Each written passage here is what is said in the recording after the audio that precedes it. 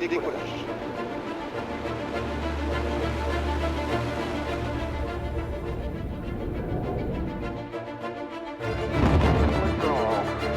Beautiful valley. Really amazing to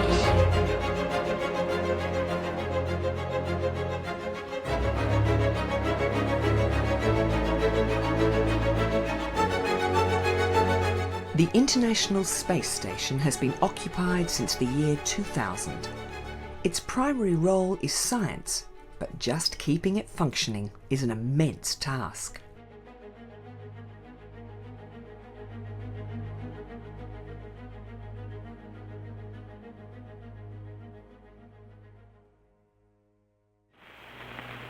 This is Freedom 7. The fuel is go, 1.2 G, cabin at 14 psi. In May 1961, Alan Shepard had flown a brief suborbital hop in his Freedom 7 space capsule. The Redstone booster that had launched Shepard was not capable of lifting a heavy spacecraft to orbit. The flight caused celebration in America, but by comparison, the first man in space, Russia's Yuri Gagarin, had completed a full Earth orbit and had become an international celebrity.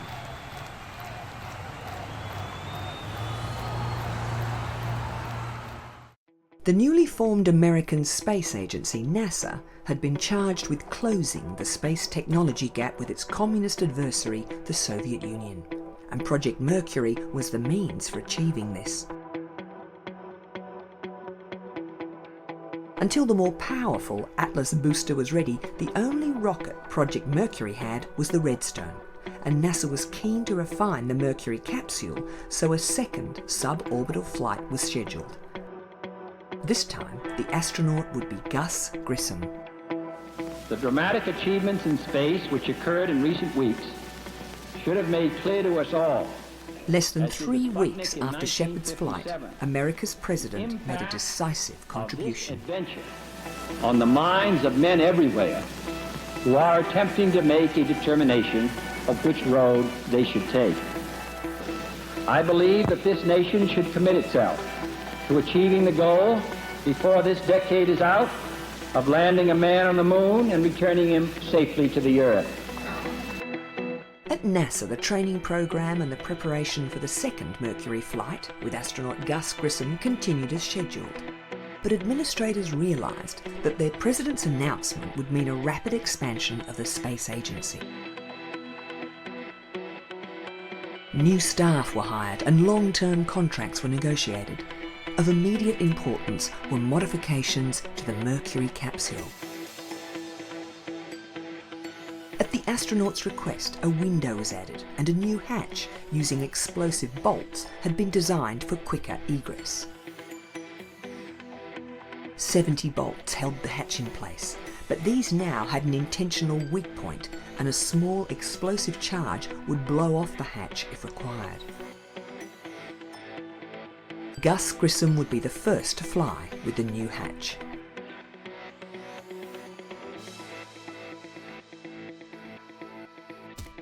It could be triggered from both inside and outside the capsule. On the morning of July the 21st, 1961, another Redstone rocket was being fueled. Since Yuri Gagarin's orbital flight in April, nothing had been heard from the Russians, and the Mercury team could feel they might be catching up to their communist adversaries. Weather had already caused this flight to be postponed 3 times. Grissom had named his Mercury capsule Liberty Bell 7.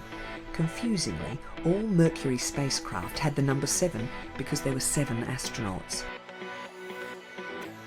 This mission was similar to Alan Shepard's flight, lasting around 15 minutes, with most important events happening automatically. However, the thruster control system had been modified, but Grissom would have less than 3 minutes to test it. The launch tower rolled back after a half-hour delay. One of the hatch bolts was misaligned, and it took engineers some time to conclude that the remaining 69 bolts would be enough. 2, 1, 0. Liftoff. Roger, this is Liberty Bell 7. The clock is operating. Testing the manual thruster control, Grissom found it more sluggish than the ground-based simulator. On changing to the new rate command control system, he found it worked well, but was heavy on fuel. I'm going to try this lithiometer. About all I can really see is clouds. All too quickly, he was preparing for re-entry on what had seemed a perfect flight. Aircraft in the landing area picked up a radio beacon that started when the capsule's parachutes deployed. Helicopters soon found Liberty Bell 7 floating right on target. Everything appeared normal. Inside the capsule, Grissom had released the safety catch on the hatch. Not long after, the explosive charge blew the hatch open and the craft began filling with water. Grissom had to jump clear, and the helicopter was struggling to lift the water-filled capsule clear of the waves. Warning lights in the chopper indicated the engine had been overtaxed and that failure was imminent. The pilot dumped the capsule, which sank beneath 5,000 metres of the Atlantic. Grissom had been struggling to stay afloat too, and he was winched to safety in a water-filled spacesuit. The loss of the capsule and its valuable data was not good, and immediately engineers began asking how the hatch could blow on its own. Grissom was adamant that the hatch had blown by itself. While he was still soaking wet and with doctors trying to examine him, he took a congratulatory call from President Kennedy. Gus Grissom's suborbital flight would be the last Mercury mission to use the underpowered Redstone booster. Project Mercury planners wanted their next astronaut to go into orbit, but there was a problem. The more powerful Atlas booster they were relying on only had a 30% success rate. Designed in 1955, the Atlas was developed as a nuclear weapons delivery system, but by 1961 the technology had not matured. It was not dependable. At this point, NASA had launched 3 unmanned Mercury Atlas combinations, and 2 had failed catastrophically. NASA was beginning to argue with Convair, the rocket's builders, about reliability. Modifications, including a thicker skin and a transistorized telemetry system, were introduced.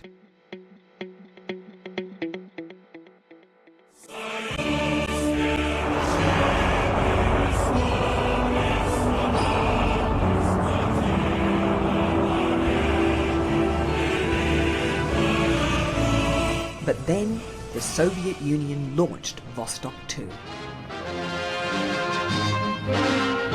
Newspaper headlines tell the story. Herman Titov of Russia returns to Earth after orbiting the globe 17 times in a little more than 25 hours, covering 435,000 miles, which is more than twice the distance from the Earth to the Moon.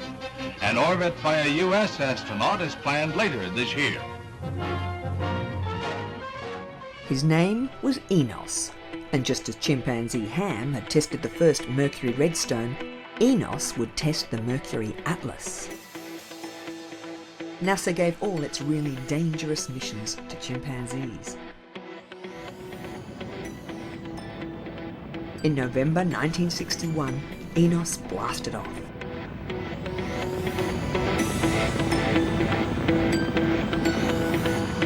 He orbited twice in 3 hours and 20 minutes and, although it wasn't a flawless mission, it gave the planners confidence that most of the glitches had been eliminated from the Mercury Atlas combination.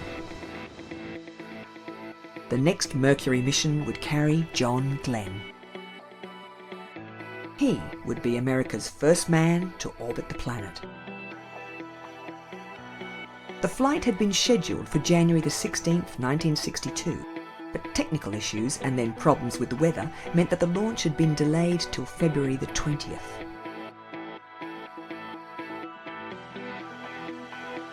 For the US, this was an important mission. It would show that they were catching up with the Russians, who had clearly demonstrated their capability for long-term orbital flights.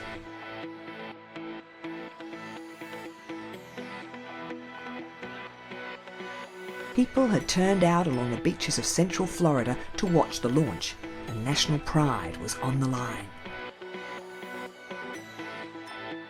The Cold War had reinforced Stars and Stripes patriotism, and John Glenn, in the spacecraft he had named Friendship 7, was striking a blow for truth, justice, and the American way. Godspeed, John Glenn. 10, 9, 8, 7, 6, 5, 4, 3, 2, 1, 0. Roger, the clock is operating. We're underway. Everything about the launch was close to flawless. Okay. A little bumpy along about here. 5.5 minutes after blastoff, Friendship 7 was in orbit, and mission control affirmed that the trajectory was good for at least 7 orbits. Get started. Zico. There was a minor problem with thrusters, but when a faulty sensor indicated that the spacecraft's heat shield had come loose, it was decided to bring the mission to a close after just 3 orbits. Capsule turning around, and I could see the booster during turnaround just a couple...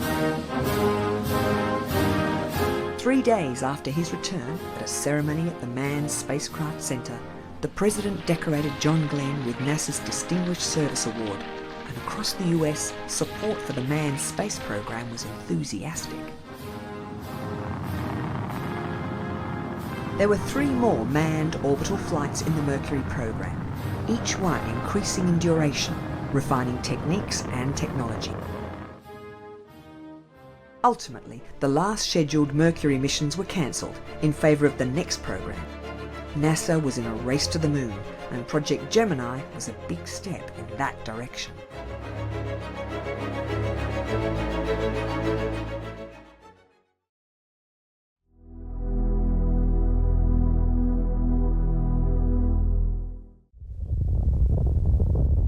Since the beginning of rocket launches, engineers have used an array of cameras to monitor their craft's behaviour, and as rocket technology has developed, so have the cameras.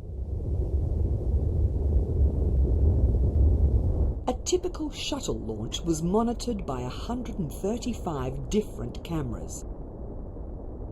Fixed cameras, shooting at 400 frames per second, capture both the solid fuel boosters and the rocket engines so that any anomalies can be scrutinised in detail after the launch.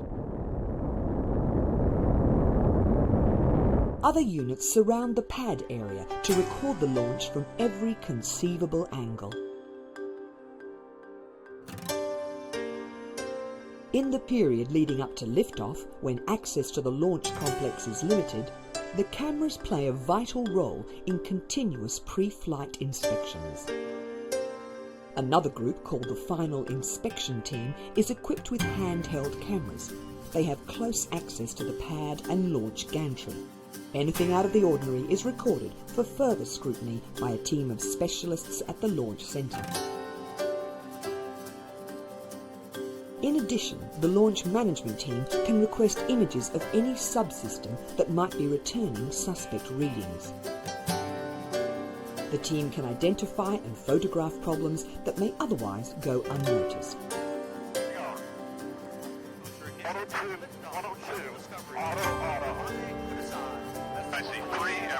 When a spacecraft leaves the ground, a different set of tracking cameras continue to record. There are 17 medium-range trackers near the perimeter of the launch zone and at least 21 long-range trackers. These telescopic units run both high-definition video and 35mm film. They're essentially radar-controlled with fine adjustment via a joystick so sensitive it can pick up the operator's heartbeat. On the 16th of January 2003, the Space Shuttle Columbia blasted off into a clear blue sky. 83 seconds after liftoff, a chunk of insulating foam broke off from the external tank, hitting the shuttle's left wing. It was picked up by 2 of the tracking cameras.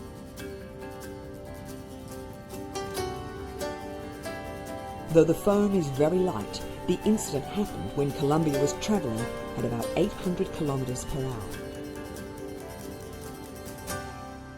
The crew of 7 was lost when Columbia broke up during re-entry 2 weeks later. An investigation revealed that foam strikes had been seen before. The normalization of deviance was responsible for not having fixed the problem earlier. Shuttle flights were grounded, and images from the tracking cameras led to a redesign of the external tank's insulation. Future shuttle flights, with one exception, were restricted to the International Space Station. Upon arrival, each shuttle was required to perform a gradual flip, allowing cameras on the ISS to capture images of the craft's thermal tiles.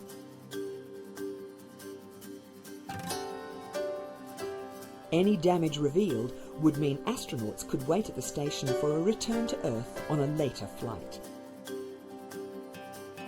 But such precautions only revealed the vulnerabilities of the aging shuttle, and the fleet was retired in 2011, leaving the United States without a human-rated spacecraft.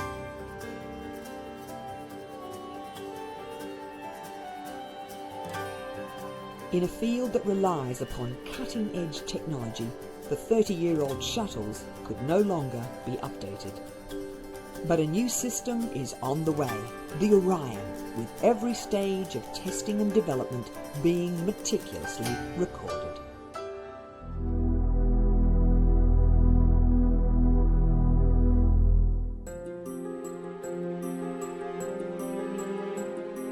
The International Space Station serves as a research and observation platform in the weightless environment of low Earth orbit. It has been continuously occupied since Expedition Crew 1 took up residence in the year 2000.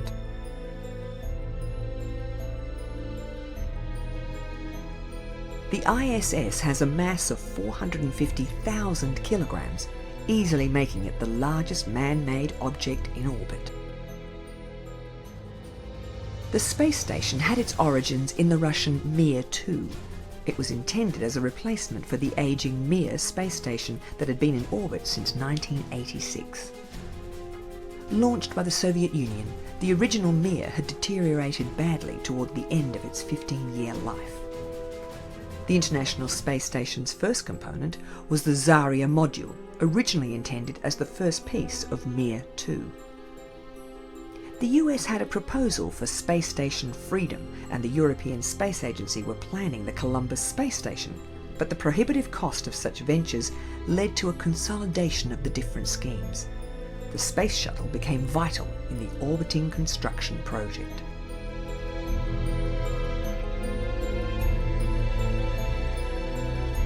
The second component was American. Known as the Unity module, it was added in 1998. Over 13 years, the space station took shape. Russian Proton and Soyuz rockets, as well as the shuttle, all delivering components. The last shuttle flight ever, in 2011, was to deliver a European multi-purpose logistic module. At that point, it consisted of 15 pressurized segments and a truss assembly that anchors the solar arrays and the cooling radiators. Even so, the ISS remains unfinished, with both a European robotic arm and a Russian multi-purpose laboratory still to be delivered. The Russian modules could all dock automatically, but a considerable amount of construction work was carried out by astronauts based in the station. Even after the building work finished, regular maintenance and running repairs require mission specialists to go outside. One of the last features to be added was the cupola, which includes the space station's largest window. Views are astounding. As the ISS travels over polar regions, the northern and southern auroras show as iridescent bands in the upper atmosphere. This is an indication of high solar activity, with the solar wind showering the Earth in charged particles. Generally, as the ISS is in a low Earth orbit, solar activity does not present a health hazard to the space station crew, as they are shielded by the Earth's magnetic field, which deflects all but the most intense ejections from the Sun. However, when solar flares are detected, the crew must shelter in the Russian orbital segment, which has shielding to protect against increased radiation. Even so, ISS crew members in one day receive as much radiation as a person on Earth will get in a year.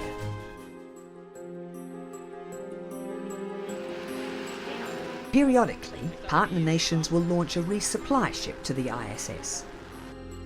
Since 2009, Japan's aerospace agency JAXA has sent 4 White Stork cargo craft.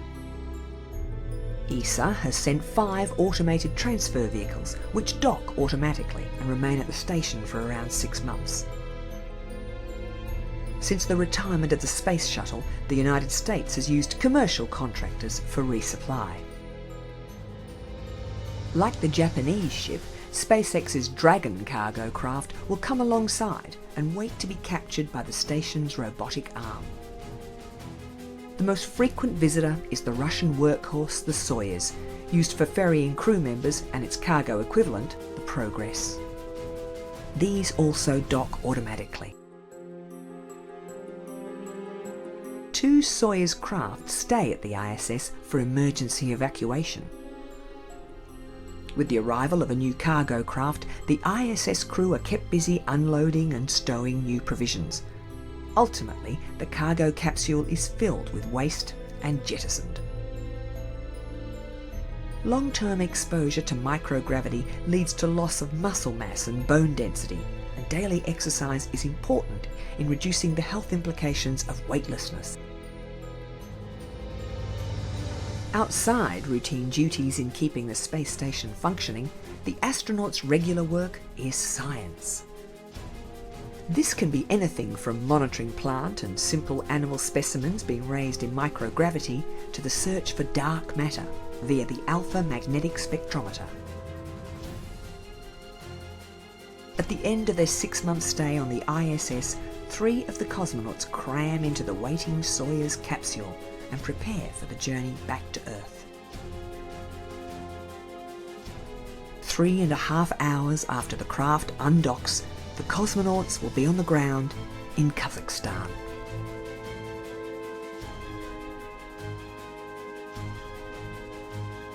Major partners America and Russia cannot agree on funding for continued operations beyond 2020, which could mean the end of the orbiting laboratory.